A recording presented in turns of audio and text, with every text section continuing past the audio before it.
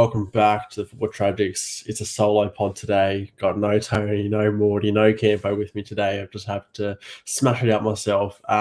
So we're going to get straight into it because there's nothing else to talk about really. These are the fixtures for match week 36. Brentford versus Southampton, Burnley, Villa, Chelsea, Wolves, Palace, Watford, Brighton, United, Liverpool, Spurs, that's the big one. Norwich, West Ham, Leicester, Everton, Arsenal, Leeds, and Man City versus Newcastle to finish it off. So a lot of midnight games there, just in a couple hours' time they start. So get straight into that first one, that Brentford versus Southampton game. It's a tough one to pick. Brentford have been they've been in good form. They're sitting equal points, with Southampton right below them. So I'm going to predict this one's a stalemate, 0 or draw, 1 or draw. And there's not too much to say about this. I think both teams are safe just about from relegation. So they'll just be looking to wrap up their season, I think, and kind of get ready for the next season. So 1 or draw I'm going to go with for that one. And we've got Burnley v Aston Villa. So we're just smashing through it already. Villa, I don't know, because they've not been great under Steven Gerrard as much as we would have liked, I suppose, to see. But Burnley, they've been in some hot form, 3 on the trot, 1 draw before that. Under Michael Jackson, they've just been brilliant. And again, 3 points here, and you could almost say they're safe from relegation. They're only 2 points ahead of the drop, ahead of Everton. But every game now for them now is winnable, really, because, the form they're in is unbelievable. But I'm going to predict a 1 or draw here. I think that Villa are better than a lot of the teams they have played recently. And yeah, it's a battle of the Clarence, you like to say, but yeah, 1 or draw. So they start off with nice 2 draws there. Then we got Chelsea v Wolves. Obviously, Chelsea, my team. I'm going to predict this one 3-0 Chelsea. I think the news that the takeover's basically happened now, and we're just waiting on final deals to be done. Will motivate the boys, motivate the players, and Wolves. They got done 3-0 by Brighton, so we should be putting a few past them, but we haven't been good at all recently. Top 4 is on the line at this point because, Arsenal, Spurs, they're all creeping down our neck now, and we need to seriously get a kick on because otherwise we're at risk of dropping out of the top 4. So I think 3 points here is a must and will happen, and that'll all but wrap up top 4 possibly, and then we just need to focus on the third spot there as well, get that ahead of Arsenal or Spurs, whoever it's going to be. So 3-0 win, 3 points for Chelsea, and Wolves, again, sitting a little bit outside that European spots. We've got Palace v Watford. Well, Watford aren't mathematically down, not just yet, but they're not far off it, that's for sure. I'm pretty sure it's probably this game, again, just like Norwich last week, would wrap it up. So I think that's the way it's going to be. 2-1 to Palace. I think Watford might score first, give themselves a lifeline, even though, they're all but gone now. And then Palace are going to come through with the win. Wilfred Zaha, Conor Gallagher are both on the score sheet. 2-1 win. Brighton versus Man United. Well, don't have Tony here to speak about it. Would love to know his thoughts on United at the moment, considering, they're coming off the back of a good 3-0 result against Brentford. But, Brentford weren't great that game at all.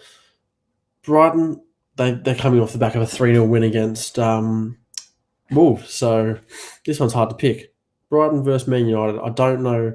I'm going to go with United 2-1. I think Ronaldo's going to continue to score and end the season in great form. I think, 18 goals this season, 19. So he's hitting 20 plus for the rest of the year, in my opinion. I think he'll finish on 21, 22 goals comfortably. And that's a phenomenal season for a 37-year-old, really. But, Brighton could make it tricky for him, that's for sure, especially at the Amex. But 2-1 for United, I think that'll get the job done and kind of finish that season on a positive note and wait for Erik ten Hag to come in next season. And now we move into the biggest game of the round, I would say, Liverpool versus Spurs. I want to say this is tough to pick, but I don't think it is. I think Liverpool are well and clear above Spurs, and I think they will happily prove that this game. I see a comfortable 3-1, I think. I think that Son will probably score, or Kane, one or the other, because they do create a lot of chances. But again, Liverpool are just going to show why they're probably the best team in the comp on form. They obviously are still behind Manchester City, but they're they're showing us it's impossible to beat them at the moment. They're in the Champions League final now, and yeah, this will be a training, not a training run for them, but a comfortable win in my opinion. Norwich v West Ham. Look, we're absolutely smashing through these. Again, West Ham just got knocked out of Europe. They now need to focus on the Premier League because they're going to want to wrap up that Conference League. I think at least they don't want to get pipped by Wolves there. Otherwise, you wouldn't consider it a bad season, but a little underwhelming considering where they were at. They were fighting for top four. They were fighting for a Europa League final spot. Norwich, they're done. Their season's wrapped up. They may as well not even hit the field at this point. So Norwich are going to get comfortably beat here, I think 3-0 West Ham, and I think, West Ham kick on for the rest of the season because they need to wrap up that 7th spot, which I think they will get, and Norwich don't really have much to play for here. Leicester v Everton, probably one of the more interesting games I think this round. Everton coming off the back of a win against Chelsea. They're versing a Leicester team who's been underwhelming this year. They're not in the Conference League anymore. They got knocked out of that against Roma. So they just don't have much to play for at this point. I think they're basically just waiting for the season to wrap up. Everton, on the other hand, are fighting for everything. I think that if this game was at Goodison Park, I would say an Everton win. But away from home, it's a very tough one to pick. The fact that they are the ones fighting for the points, I don't think Leicester need those points, gives me the belief that Everton will win this game. But I've been shocked before with Everton, and I'll continue to get shocked with them.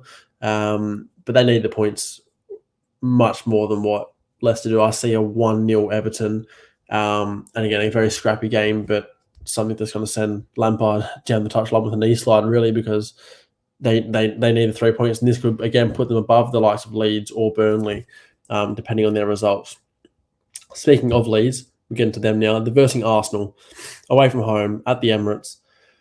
It's a tricky one because Arsenal, maybe a few weeks ago, would have lost this game. They lost 3 in a row, but then they since then they went and beat Man United, Chelsea, and West Ham. So I think Arsenal comfortably win this game, and Leeds, again, by the end of the weekend, do end up in that 18th spot, the relegation spot.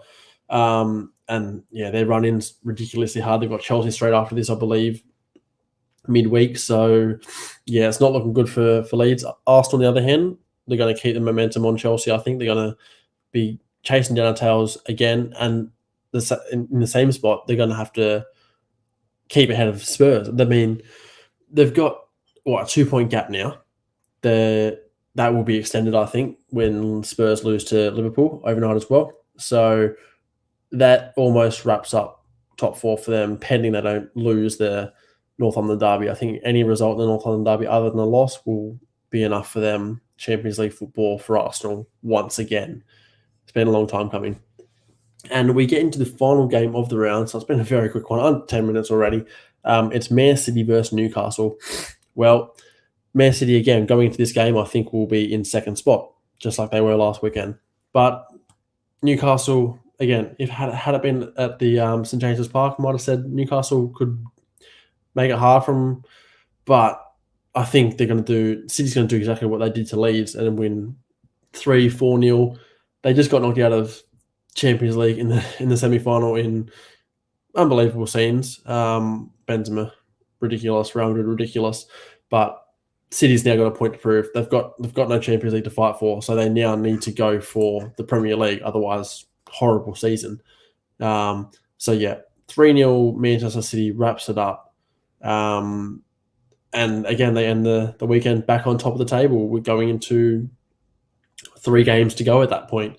So it's certainly interesting. But yeah, massively quick pod. None of the boys could get on to join me, unfortunately, but we'll for sure have 1, 2, maybe even 3 joining me for the review. Hopefully it's a good one. I'll catch you guys then. Thank you for tuning in.